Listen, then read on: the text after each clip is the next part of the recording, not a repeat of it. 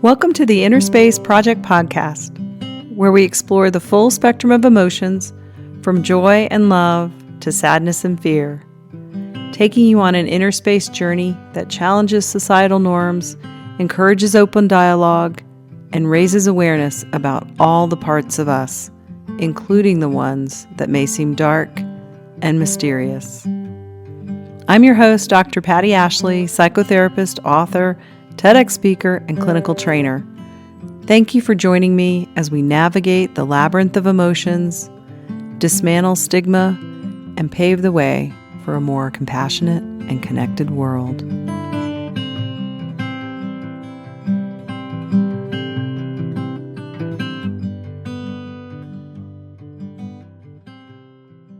Hi, everybody. Welcome to this episode of the Inner Space Project podcast.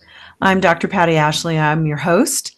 And those of you who've been following the podcast know that I divide these into sections: beginnings, middles, endings, and liminal space. And we got a little twist on endings today because we're going to talk about the empty nest.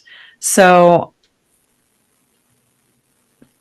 again, those of you who are familiar with the podcast know beginnings is the first 18 years of life, middles is things in the middle of life, and endings is grief, transition, and loss. Liminal space is all the things in between. So I decided, since this podcast is going to air towards the end of the school year, and there'll be a lot of mamas out there and papas out there whose parents are going to leave home. Oh my goodness. Whose children are going to be leaving home. And I thought, boy, we don't really touch enough on the area of grief in the aspect of things in life that are actually kind of not all that bad. So my guest today is the founder of Mindful Mama Coaching and the host of the Mindful Mama Conversations podcast. She's also, most importantly, a mother to three incredible grown men, ages 20. Incredibly gone men. No, I'm just kidding. Ages 20, 23, and 26. She's a lifelong educator, a devoted wife, daughter, sister, and friend. As a conscious parenting coach, she's passionate about helping parents slow down, connect deeply, and raise emotionally resilient kids. In her podcast, she explored the idea of connecting to others through meaningful conversations. These days, you might find her nannying and doing what she lovingly calls her grandma in training. Welcome, Stacie Lovato.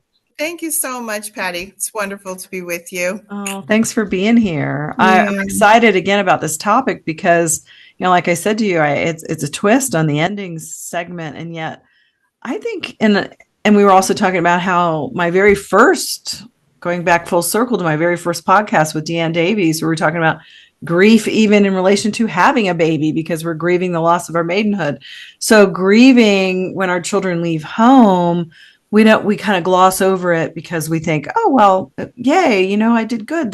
They've got their wings or whatever. I mean, some people may not be feeling that way, but, anyway, so we're going to talk today about the experience of the ending and the grief and the experience of what it is when our children leave home. So, yeah, why don't you just talk about that? Like, I will. Yeah. Your experience of that has been, your children, their ages, and how it was for you in your heart. Yes. And I had these three boys, and they did the traditional thing. When they graduated from high school, they were already ready to go off to college. And I did not want anyone staying at home. I wanted them to have that experience. So yes, I had you go off to college, you do your thing. And, easier with the first, you still have others at home. And as that goes, but I developed these really strong relationships with each of my boys because of this conscious parenting work I had done, and through the work I did with you about how to have that true connection with them. And I don't think I really, you always hear about the empty nest syndrome and our mom's going to be okay. I've done this work. I'm going to be fine. Yeah, no.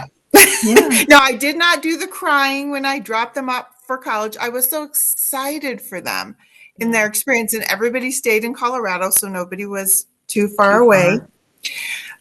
But there were a couple times when I went on a vacation with them all at Christmas time. And when my oldest son, he was the only one gone at the time, left to go back to school, I just broke down. I felt like a piece of me was leaving. We had spent this borrowed time together, and I just wanted him around. Same thing with COVID. Everybody got to come home, and then he left again. So I was feeling like, wait a minute, I still have 2 kids at home. Why are you struggling so much? They you give birth to these souls, which is a lot of what conscious parenting is about, is honoring the soul, the seed that they come in as your Catherine Kersey would say. Yeah. And you nurture, you invest so much in them. And then when they go to leave, it brings up these wounds for you again that people that have done this work, we thought we had worked on. So it was, it just continues to be something I work on. The youngest is now a sophomore in college. I did fine when he was a freshman at school. We worked out that he would kind of call me once every 2 weeks. We'd have this great conversation. He'd fill me in with what was going on. Then he came home for the summer, and then right before he was leaving to go back, it's hard for me to even. He got a new girlfriend who lives near us, and it was just whenever he was going to come home on the weekends, he would not be coming to stay with us anymore. He'd be staying with her. So I went through these things that I didn't even know what. I was like, you're leaving the nest, and he got. I think with boys, they have to, which my husband tried to tell me, they have to put this distance, especially when a relationship comes. So I grieved hard. He waited, he needed to have that space between us. And I was devastated. I was like, I've done all this work. I know. And I know it's really not about me. This is what he needs to do. But back to what we always talk about, the paradox of, yes, I want you to go be independent. This is what I raised you to be. But please call me. Please don't forget about me. So to be truly honest, it still continues. My oldest son, he has struggled a little bit with some mental health and had some rocky years where he was calling me at times every day. And then when he starts, so no news is good news. So then when I don't hear from him, I know he's fine, but I still struggle that he doesn't want to share with me. So people have told me, you and I talked about this briefly before, that girls and boys are different.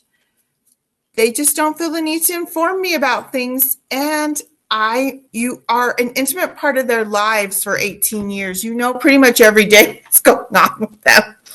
And then you go weeks or months without hearing anything. And I still struggle with that. And I know it's not about me. I know it's them trying to live their independent life, but it's hard. Yeah. And the other thing I feel for women is menopause gets shoved right in the middle of all of this. And we're trying to be okay with what's going on. And it's a natural part of life. Yeah. But it all seems to happen at once. So it feels like a lot sometimes. Well, let's talk about that a little bit. Let's talk about menopause. I'm actually doing a talk tonight at Hot Flash Happy Hour, which will have already happened once this podcast airs. But yes, and how menopause is a grief too, because we go from, again, maiden to mother to crone, right? And so it's the loss of our years of birthing babies, even though we've already decided, maybe we're not going to have any more children, which is another grief too, that people don't acknowledge, just that having made that decision, whether, they're vasectomies or tubal ligations, but this is the last we're going to have children. That's a huge loss that we don't often acknowledge. And then menopause is the loss of this time in our life. And I was just rereading Christian Northrup's book about the wisdom of menopause for the talk tonight, and the way she talked about those 3 phases and how the hormones always heat up. in each of those, like PMS in our Mhm. maidenhood, Yep. and then the childbirth, and Yep. then menopause. And so Mhm. there's so much wisdom in our emotional selves, which is why I'm doing the Inner Space Project podcast, because I don't think we've had the conscious conversations about it. So menopause, people don't know, my emotions are hot and I'm like, but I'm also, it's an ending. It's a time in my life. People are afraid of, losing their youth. We have such an attachment to, being young. I think I'm saying, own your crone tonight is what I'm going to say. I love it. I heard somebody once years ago we were talking about menopause, and she's like, I hate that word crone. Why do it has to be a crone? Why can't I'm going to be a queen. I'm like, okay. And what, can we own the crone? Can we just embrace the wisdom of the years of our lives? And also grieve the loss that we aren't going to be. I mean, I'm looking at the sagging necks on my turkey neck. And, like, oh my gosh, this is going to get worse. But why? It does. It just does. And we have such a, value so much youth. And so there's grief in that. So anyway, Yeah. that's interesting that you brought that up, because I do think you're right. Get smack in the middle of empty nest and menopause. And a lot of times divorces happen too, because they're like, I'm realizing why. Yeah. I mean, I've just been talking to people and you just don't, and you don't feel like yourself. Aren't remembering all the things. To be honest, I kind of lost all my self-confidence. I went back and watched old videos you and I had done together, and I was like, who is that girl? Where did she go? Yeah. I have forgotten that and speaking of that, about the time your kids want to see you doing things you enjoy and you love and you're thriving outside of them, which takes I just have been careful that I don't want them to feel that I have this expectation and they're going to let me down all the time.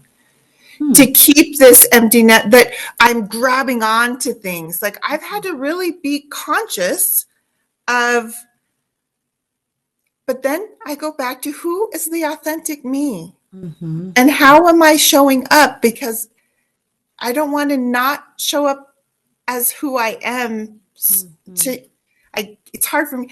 Menopause, it doesn't go from here to here. I'm telling you, I just cannot get it out. I say the wrong things. Like, please give me a break. I don't want to, I am careful around them. I think I don't want them to say, oh my God, what happened to mom? And she's needing us to be around all the time, or she's needing this,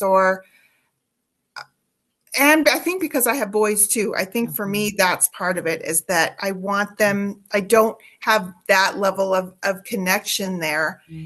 And I always, we're always this inner child, what we brought with us. My relationship with my mom as I transitioned out of the home was very hard for her. I'm trying to be aware of things that maybe she said and did that made me feel not very good. And a lot of hers might have been going through her menopause at the time. I've got all these things, happening. I'm like, okay, what I remind clients, and what I've reminded myself now, is take the pause. Yeah.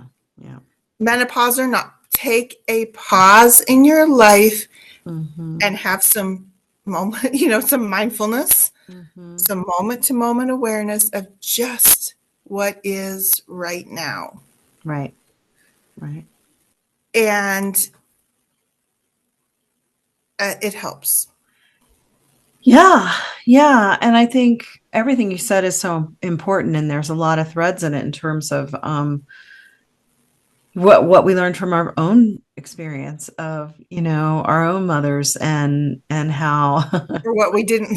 I don't want to be like my mother. And then when I catch myself being like my mother, it just amazes me.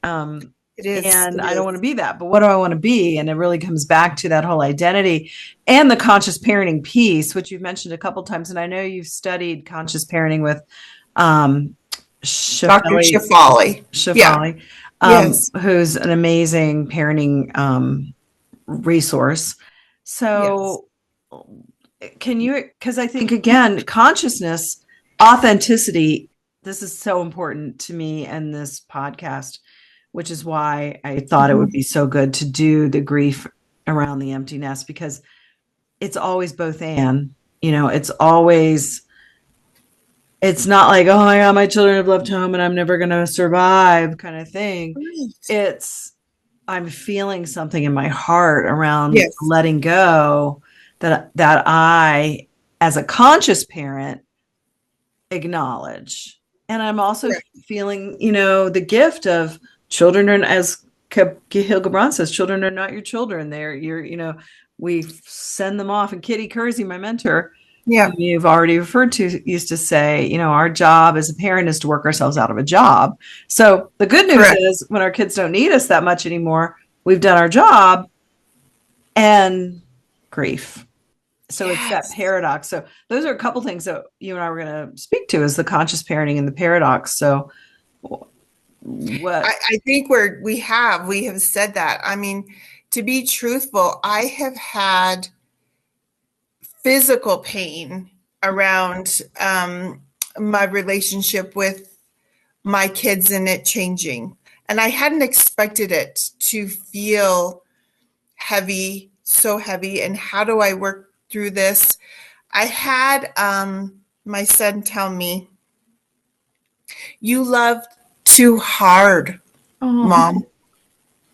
He oh, was doing his best to explain to me. What he was trying to say is, I don't need it right now. I mm, needed it before. mhm, And it was hard to hear, but we had a very open, honest, vulnerable conversation when I explained to him how my pain felt like mhm, a breakup. It was like he had ghosted me for a while, mhm, using some of these more modern terms. That's what it felt like. mhm. It's like, Yeah. I was seeing things, this is so crazy, on social media about his life, which is fine, that I told him, could you just send me a text? Hey, that's all. He did not intentionally, was not out to hurt me, because it wasn't about me. Right. But to me, it was. And so he said, Mom, find somewhere else to give your love. I think he was saying, you raised three incredible boys. Somebody else might need that love. Like, Yeah. he was trying to help me see Yeah. it in that way. Yeah. Um, so that's the complete paradox to me right there, is that I thought I was doing all the good things. I used my conscious parenting to just honor who they were, meet them where they're at, Mhm, take their passions and help them pursue them without mhm. interjecting, Uh-huh. I guess. Mhm, And then saying, they're just, see ya, mhm. because they were confident to go and do that. Yeah. You want to be needed. Mhm. There is that. I mean, I heard those own words from my mom.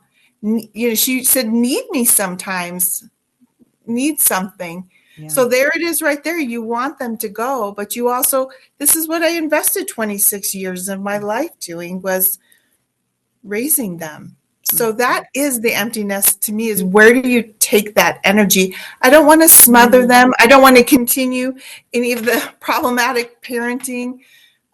Believe me, I've heard all kinds of stuff from friends of mine. They still have their kids on Life 360. They're checking their kids constantly. Mhm. They're checking their kids' grades in college, when assignments are due, checking in with them. None of that for me. I Yeah. was like, this is their chance. I hope Yeah. I created that in them. Yeah. So I think there's still a little bit of both. I'm hoping I lean more on the side of doing it in a conscious way with them, so that they could go spread their wings. And again, I have to say, no news is good news when I don't hear from them. Yeah. I want them to know they can always call me, but I still have the pain sometimes of, I just want you to share with me. I want to hear the good stuff too. And to be completely honest, do you care how your dad and I are doing? You ever want to say, hey, how are you guys? What's new? No, that is not where they're at in their 20s. Right. It's just the reality Yeah, of it. right. If they're where they're supposed to be. That's so well said. So well Yeah. said. And it's, this whole idea of our identity as a mother, which again, my doctoral dissertation and all the early year work that we've done around, who am I as a woman separate from my role as a mother, and these moms It's that you lost. describe that are checking the grades in college and are still really enmeshed in their children. That's the idea of this identity is all about myself as a mother, and what happens if I don't have that anymore. And so your conscious parenting that you're describing is that whole process of feeling that grief, and at the same time knowing that I did my job because they don't need me as much anymore and they're actually where they're supposed to be. And how do I, as a mom, if that was my identity, manage the grief of that loss? And it sounds like you're doing really well, because again, it's that consciousness. I always think, this is all about making the unconscious conscious, because Yes. so much of what we do day to day is unconscious. And again, why I want to do the Inner Space Project. So Yeah, awareness around it is always we say the first step. So I'm aware, and I let myself grieve sometime. I let myself have the low moments. mm-hmm, And then I look to, the other things. mm-hmm. I think I used to just try to stuff it all down, that wasn't part of it. Yeah. But until I started letting myself really feel the grief, I mean, be it tears, whatever, go watch an old video of them when they were little, whatever it might be. I used to feel shame around that what's wrong with you? You need to, no, I made that little bit of switch. Like, this is who I am. Mm-hmm. Inner Space Project, I care about all of those things. Mm-hmm. And it's sacred to me. Right. When I thought about this with you, this is sacred stuff. Mm-hmm. There's nothing else more important to me than relationships with other people. And those with my children are the most sacred. The other thing I want to say, I'm sorry. Yes, please. When you mentioned your son came and said, Mom, you love too much. You love me, the beauty of that is that he felt safe telling you that. What about these kids who feel smothered by their mothers who can't let go, but they can't bear to tell them how they feel because that would upset their mother? And what happens with this unconscious experience of these children who have this, it's developmentally normal to separate, and so it's so precious. You love too much, give your love to somebody else. I don't need it right now. I love that. He speaks the most truth. I mean, yes, Yeah. we know truth is hard to hear sometimes. Yeah. And I said somewhere else, they are my greatest teachers, and not just about mothering, about how to do life. But in that particular thing, he was right. Mm-hmm. He was right.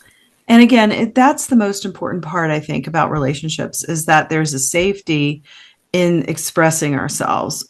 And you're right. Sometimes the truth hurts, but you've done your own work, which is really the most important part, being a conscious parent. And that's what Chevelle always refers to, is let's come back to the truth of who we are and not make it about the old parenting belief systems that children should be, our servants or whatever, or love us no matter what, all the old school thinking. Right. What is consciousness is having that authentic self and guiding our children to find their own. And it sounds like you've done a great job doing that. Yeah. And yeah. And don't get me wrong, my husband and I really do enjoy the empty nest part of not thinking about anybody else right now. Yeah. You want to go to dinner? You want to have cereal for dinner?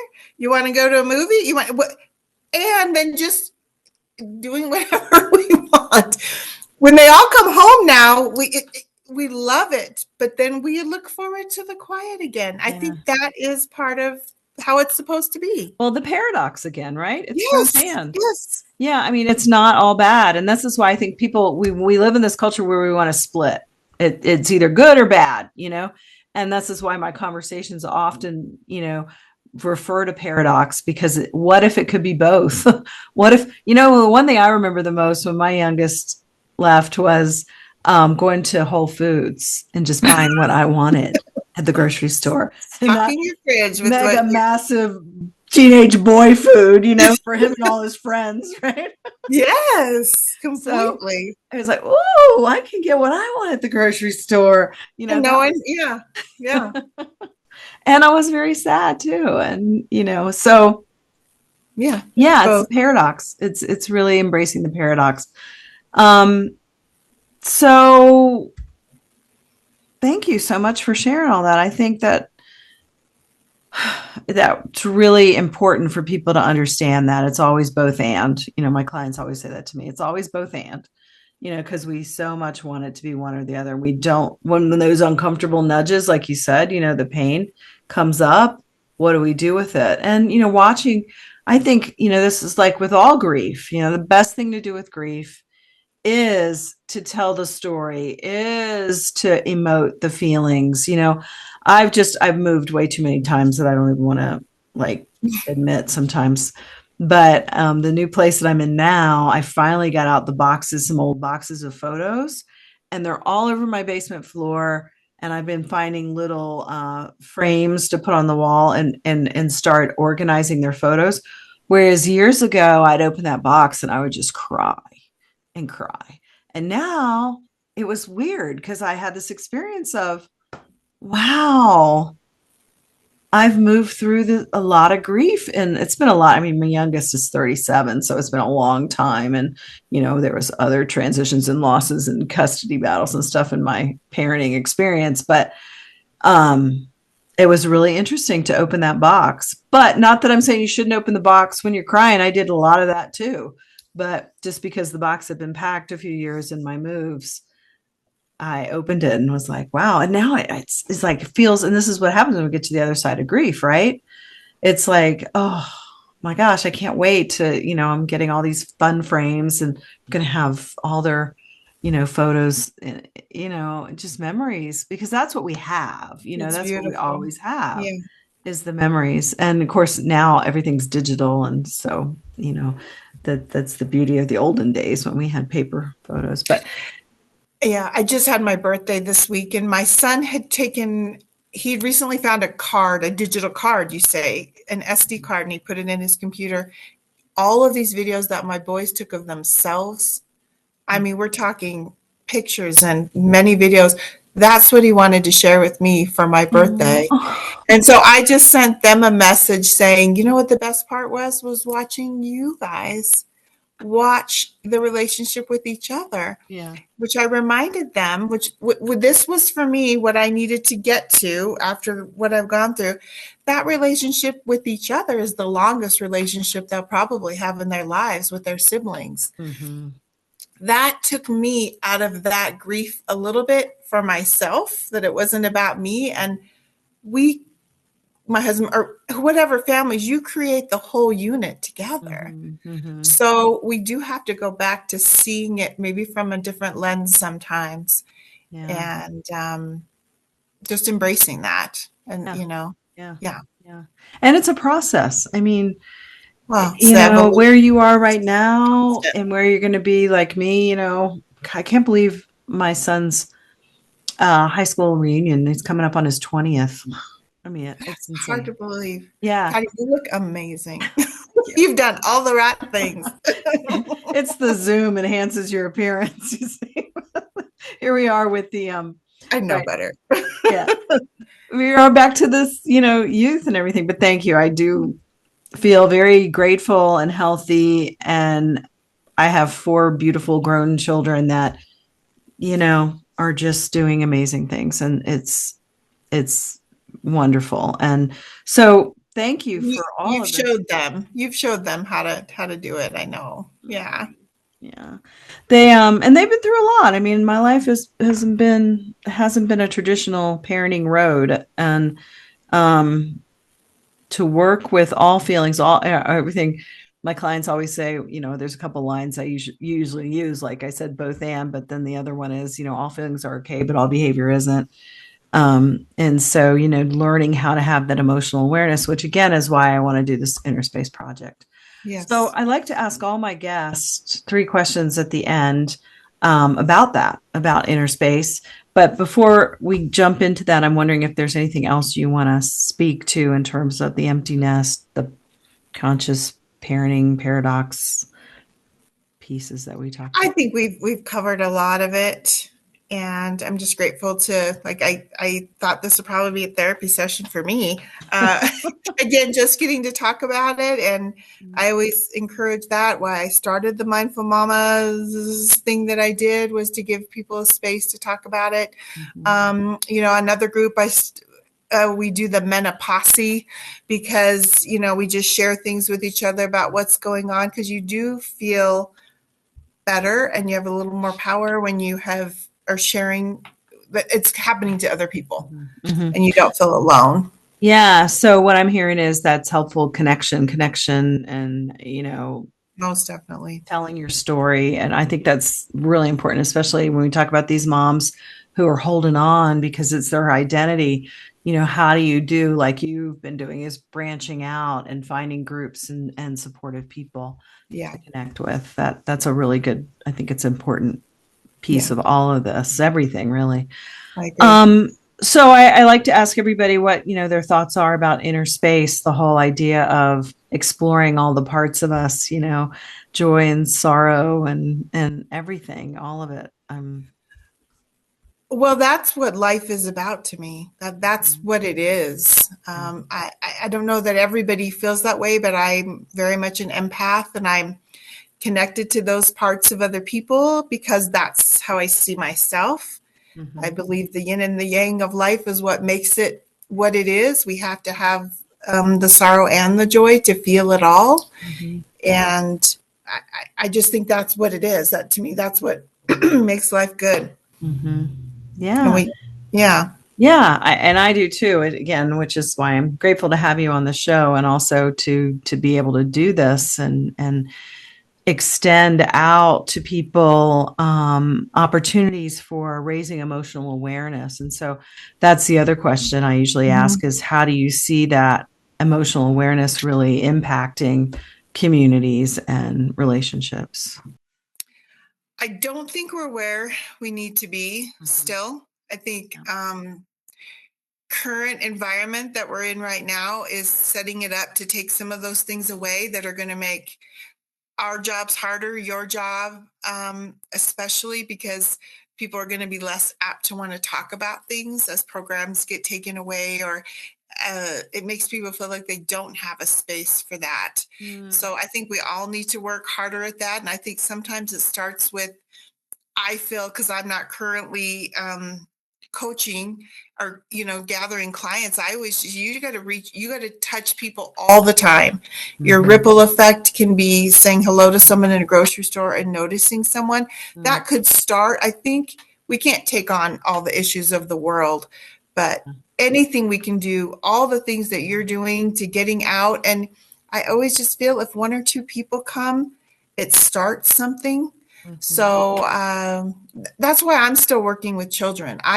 That's my way of Mm. trying to create the emotional, um, Yeah. that's not the word I'm thinking of, but giving that love back and honoring the essence of these souls as they come Mhm. in. So that's always been my work with kids that way. But I think you have to do it in every way. But I think we have some more work to do. Mhm. Yeah. So, Yeah. as your grandma in training, and Mhm. hey, if the Inner Space Project hopefully will still be going on years from now, we'll have you back talking about grandparenting with us when you actually get to the real deal, because that's going to be fun.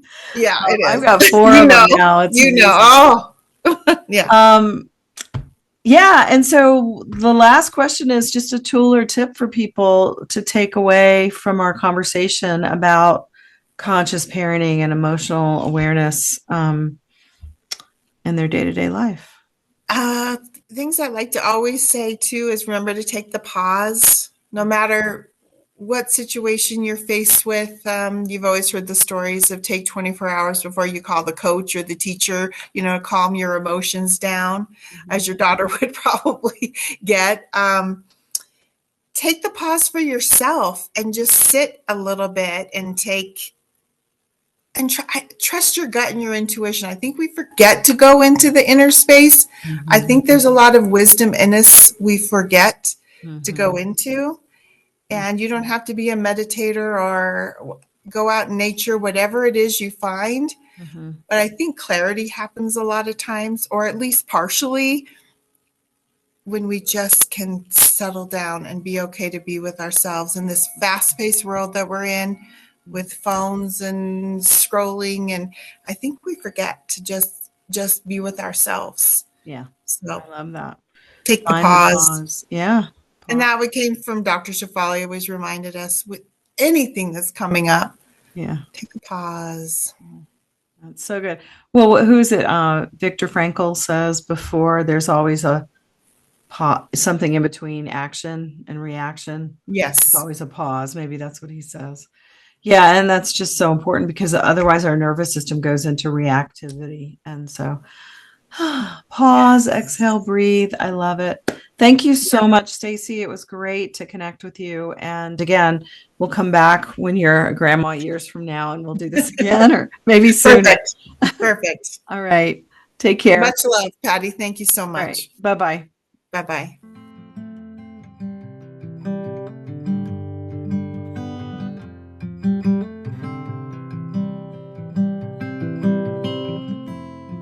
Thanks for tuning in.